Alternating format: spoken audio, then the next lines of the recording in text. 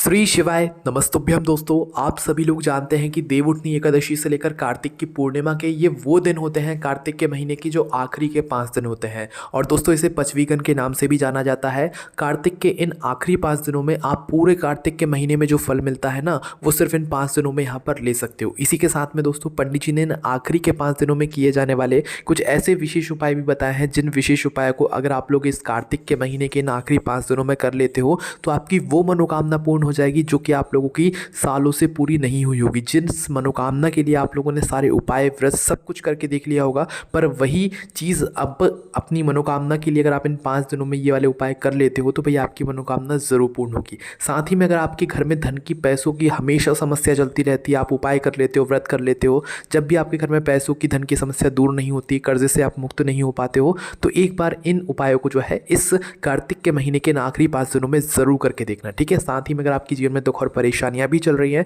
तो इन उपायों को आप लोग इन कार्तिक के महीने के आखिरी 5 दिनों में ज़रूर करके देखना। हम ऐसा नहीं कह रहे कि आप आखिरी के 5 दिनों में पूरे ही दिन करना है। अगर आप 5 दिन ना भी कर पाओ तो 4 दिन कर लेना, 4 ना कर पाओ तो 3, 2, 1 दिन, जितना आपको समय मिल जाए ना आप उतने दिन जो है ये वाला उपाय ज़रूर करना। भले ही 5 दिन अगर आप लोग कर सकते हो तो और अच्छी बात यहाँ पर रहेगी, ठीक है। तो चलो सबसे पहले बात करते हैं हम लोग सबसे पहले उपाय की, जो कि आपको इन कार्तिक के महीने के इन आखिरी 5 दिनों में यहाँ पर करना है। मतलब कि आखिरी के 5 दिन देवउठनी एकादशी से लेकर कार्तिक की पूर्णिमा तक होते हैं, मतलब कि देव दीपावली तक होते हैं। तो इन 5 दिनों में सबसे पहले उपाय आप लोगों को कौन सा करना है वो सबसे पहले जानो। तो देखो, सबसे पहला उपाय 1 लोटे जल वाला उपाय ही है। आप और दिनों में क्या करते हो कि 1 लोटा जल अपने घर से भरते हो और सीधा जाकर भगवान शिव जी के मंदिर में जाकर शिवलिंग पर चढ़ा देते हो, ठीक है। पर इन कार्तिक के महीने में के आखिरी 5 दिनों में आप लोगों को जल कुछ अलग तरीके से चढ़ाना है, क्योंकि अगर आप लोगों को धन की संपदा मतलब धन संपदा की जो समस्या होती है उसको दूर करना है, कर्जे से मुक्त होना है, अपने घर में माता लक्ष्मी जी का आशीर्वाद प्राप्त करना है, तो ये वाला उपाय आपको 5 दिन जरूर करना चाहिए, ठीक है।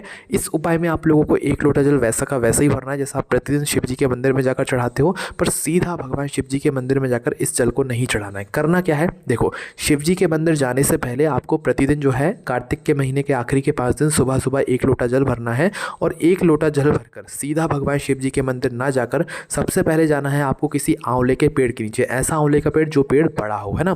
तो सबसे पहले आप लोग किसी भी आंवले के पेड़ के नीचे जाना और आंवले के पेड़ के नीचे जाकर थोड़ा सा जल वहाँ पर समर्पित करना, ठीक है। क्योंकि ये जो 1 लोटा जल है ये आपको थोड़ा थोड़ा सा बहुत सारी जगहों पर अभी समर्पित करना है, फिर आखिरी में जाकर हमें इन्हें शिवलिंग पर समर्पित करना है, ठीक है। तो सबसे पहले आप किसी भी आंवले के पेड़ के नीचे जाना और आंवले के पेड़ के नीचे जाकर आप लोग थोड़ा सा अपने उसी 1 लोटे जल में से जल वहाँ पर आंवले के पेड़ के ऊपर या जड़ के ऊपर समर्पित कर देना, ठीक है।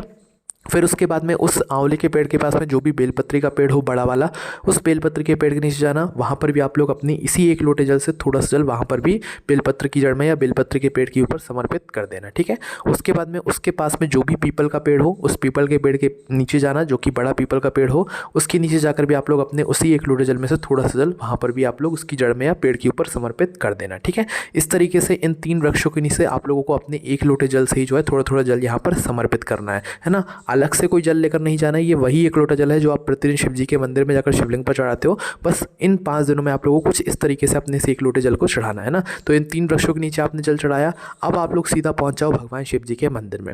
अब भगवान शिव जी के मंदिर में जाकर भी आप लोगों को सीधा शिवलिंग पर जल नहीं चढ़ाना है। शिव जी के मंदिर जैसे ही पहुंचते हो तो अपना थोड़ा सा जल क्या करना है आप लोगों को, सबसे पहले माता अशोक सुंदरी जी वाला जो स्थान होता है वहाँ पर चढ़ाना है। मतलब कि जो जलधारी का बिल्कुल बीचों बीच का जो स्थान होता है ना, वहाँ पर थोड़ा सा आप लोग जल चढ़ा देना, ठीक है। इसके बाद में दोस्तों, जो मतलब शिवलिंग की पीठिका होती है, मतलब जो शिवलिंग का जो पीछे वाला भाग होता है, अब आप लोगों को थोड़ा सा जल वहाँ पर चढ़ाना है ना।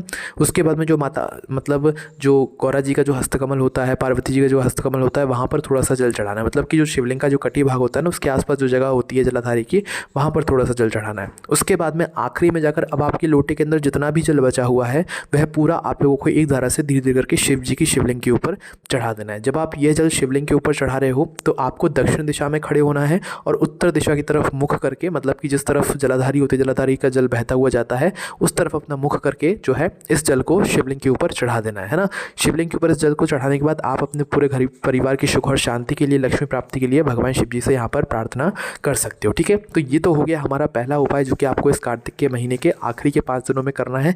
5 दिन ना कर पाओ, भूल जाओ तो भाई 4 दिन बचे हुए, जितने भी दिन बचे हुए हैं आप उतने दिनों में जो है इस 1 लोटे जल वाले उपाय को जरूर करना, ठीक है। अब बात करते हैं दूसरे उपाय के बारे में। जो उपाय उपाय को करने से आपके घर में धन की, पैसों की कमी दूर हो जाएगी। आपके ऊपर से जो कर्जा होगा वो भी यहाँ पर धीरे धीरे चुकना शुरू हो जाएगा। ठीक है, इस उपाय में क्या करना है आप लोगों को दोस्तों, एक बेलपत्र लेना है, एक पीले चावल का दाना लेना है और एक कमलगट्टा लेना है। कब लेना है? सुबह के समय ही लेना है।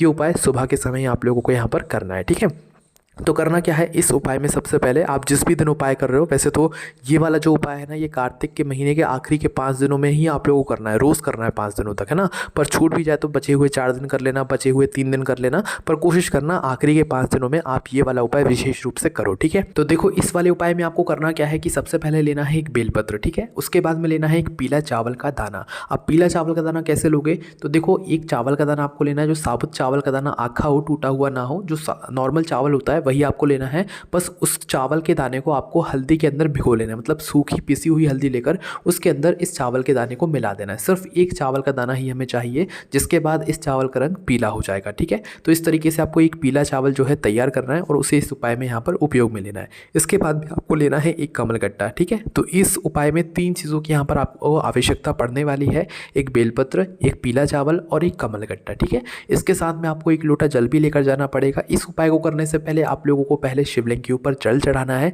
और जल चढ़ाने के बाद फिर इसके बाद में आप लोगों को ये वाला जो उपाय है इसको करना है ना। तो करना क्या है, सबसे पहले शिव जी के मंदिर पहुंचे, आपने पूजन अर्चना की, शिव जी पर जल चढ़ाया। उसके बाद में अब आप लोगों को क्या करना है, सबसे पहले अपना जो एक बेलपत्र है उस एक बेलपत्र को निकालो और उसे शिव जी की शिवलिंग के ऊपर चढ़ा दो, है ना। कहाँ पर? शिवलिंग के ऊपर सबसे पहले एक बेलपत्र आप लोगों को चढ़ाना है इस कार्तिक के महीने के आखिरी के 5 दिनों में, है ना।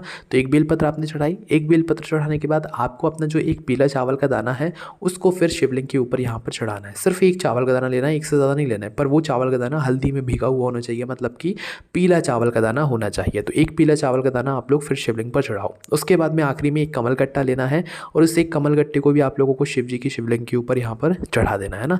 शिवलिंग के ऊपर एक कमलगट्टा चढ़ाने के बाद अब आप लोगों को जो है यहाँ पर क्या करना है, भगवान से प्रार्थना करना है। पहले बेलपत्र चढ़ेगी, फिर पीला चावल का दाना चढ़ेगा, फिर एक कमलगट्टा चढ़ेगा। ठीक है, इसके बाद आपको भगवान से हाथ जोड़कर प्रार्थना करनी है कि आपके घर में जो भी धन से जुड़ी हुई, पैसों से जुड़ी हुई समस्या आती है भाई वो दूर हो और आपकी सारी मनोकामनाएं जो है यहाँ पर पूर्ण हो। इसके अलावा जो भी आप भगवान से मांगना चाहते हैं वो भी आप लोग जो है यहाँ पर मांग सकते हैं।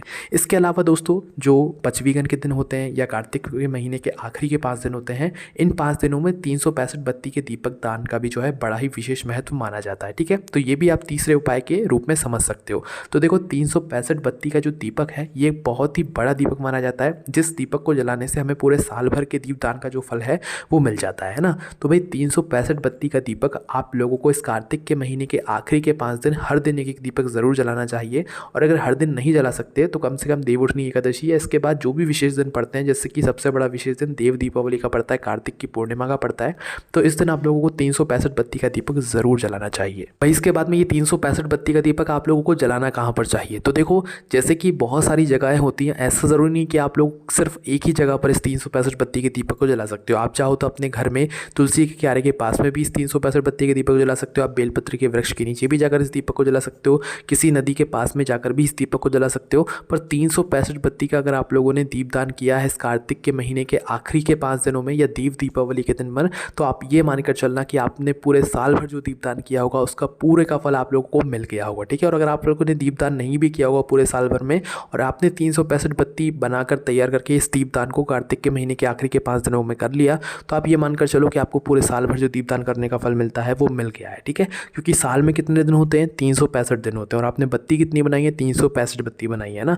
तो 365 बत्ती का दीपक बनाकर दीपक जलाने से हमें 365 दिनों में जो दीपदान का फल मिलता है वो एक साथ ही यहाँ पर मिल जाता है। ठीक है, और ये जो दीपक होता है दोस्तों ये शुद्ध देसी गाय के घी से जलता है, इस बात का आप लोग ध्यान रखिएगा। तो इस तरीके से दोस्तों आप लोगों को जो है ये 5 दिनों का कुछ विशेष रूप से ध्यान रखना है। इसके अलावा दोस्तों अगर आप इस कार्तिक के पूरे महीने का जो फल होता है वो लेना चाहते हो सिर्फ 5 दिनों में, तो भाई आप लोगों को इन कुछ छोटे छोटे नियमों का यहाँ पर पालन भी ज़रूर कर लेना चाहिए। जैसे कि आखिरी के 5 दिनों में आप लोगों को ब्रह्म मुहूर्त स्नान करना चाहिए, मतलब कि कार्तिक स्नान जिसे हम कहते हैं, जो कि माताएं बहनें पूरे महीने करती हैं। और जो माताएं बहनें पूरे महीने नहीं कर पाती हैं वो सिर्फ कार्तिक के महीने के आखिरी के 5 दिन कार्तिक स्नान करती हैं, ब्रह्म मुहूर्त स्नान करती हैं और उन्हें पूरे कार्तिक स्नान के जो है यहाँ पर फल भी मिल जाता है। ठीक है, तो इसलिए आप लोगों को कार्तिक के महीने के आखिरी के 5 दिन सुबह सुबह 4 4 बजे से लेकर 5 बजे के बीच में जो एक स्नान होता है ब्रह्म मुहूर्त स्नान, उस समय आप लोगों को सुबह सुबह उठकर यहाँ पर स्नान कर लेना चाहिए। ठीक है, सिर्फ 5 दिनों की हम बात कर रहे हैं, पूरे महीने की भी बात नहीं कर रहे हैं, और पूरे महीने का जो आपको फल है वो मिल जाता है। ठीक है, कोशिश किया करो 4 बजे के आसपास ही स्नान हो जाए,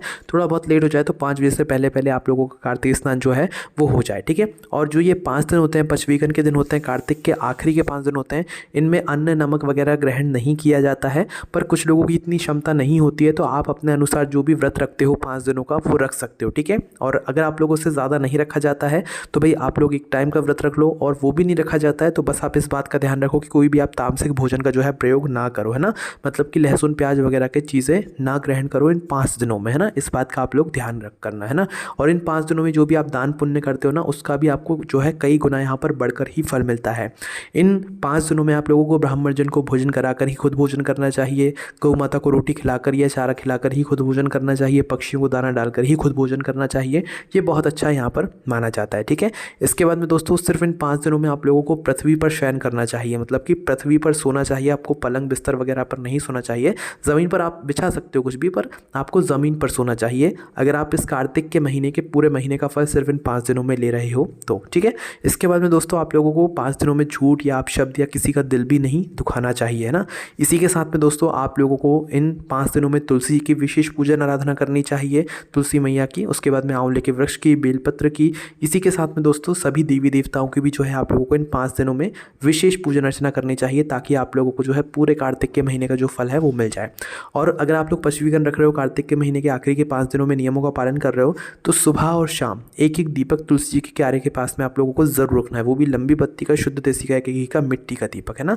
ये काम आपको कब तक करना है? पूरे 5 दिनों तक करना है। तुलसी मैया के पास में सुबह और शाम अपने घर में ही जो है दीपक अवश्य रखना है ना। तो ये सारे नियमों का आप पालन करना, आप इन उपायों को करके देखना, फिर आप देखना कि आपका कार्तिक का महीना कितना अच्छा निकलता है, कैसे आपको पूरे कार्तिक के महीने का यहाँ पर फल मिलता है, आपकी मनोकामनाएं पूर्ण होती है, धन की समस्या दूर होती है, कर्ज से आपको मुक्ति मिलती है, और भी बहुत सारी चीज़ें जो आपके साथ यहाँ पर हो जाएंगी इन सारे नियमों को पालन करने के बाद में। बाकी आपको कोई भी समस्या आती है इस कार्तिक के महीने के आखिरी 5 दिनों में, तो उसे हमसे कमेंट करके पूछ सकते हैं। ओम नमः शिवाय, जय भोले बाबा, श्री शिवाय, नमस्तुभ्यं।